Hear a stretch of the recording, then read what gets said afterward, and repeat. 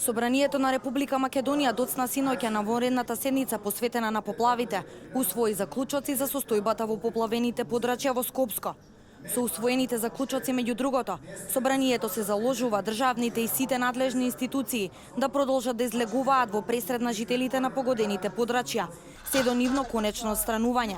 Се бара владата на Република Македонија да го реализира заклучокот за авансно обештетување на поплавените семејства, а државните институции да превземат законски мерки против оние кои ја злоупотребуваат настанатата состојба за финансиска корист. Согласно заклучоците, владата треба да изврши проценка и да пренасочи средства од одредени тековни буџетски ставки во надлежните институции со цел справување со последиците од катастрофалната непогода.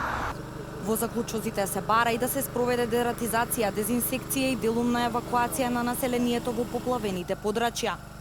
Министерството за шумарство да направи проценка за степенот на дива сеча во погодените региони. Владата на Република Македонија до собранието треба да достави 3-месечен извештај за преземените активности. И владата вчера усвои пакет на мерки наменети за граѓаните во погодените подрачја од поплавите. Една од поважните мерки е обезбедување на 100% обештетување на граѓаните од кризните региони за штетите предизвикани од поплавите. Вице-премиерот и министар за здравство Никола Тодоров истакна дека овие мерки ќе значат дополнителна помош и поддршка за жителите од загрозените подрачја. Прва мерка која ја усвои владата е обезбедување на 100% обештетување на граѓаните од кризните региони за штетите предизвикани од поплавите.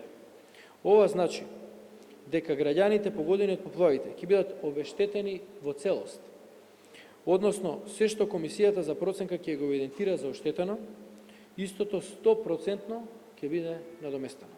Усвоените пакет мерки се дел од заложбите на владата за побрзо и поефикасно нормализирање на состојбите, санација на штетите, но и помош и поддршка за настраданите граѓани.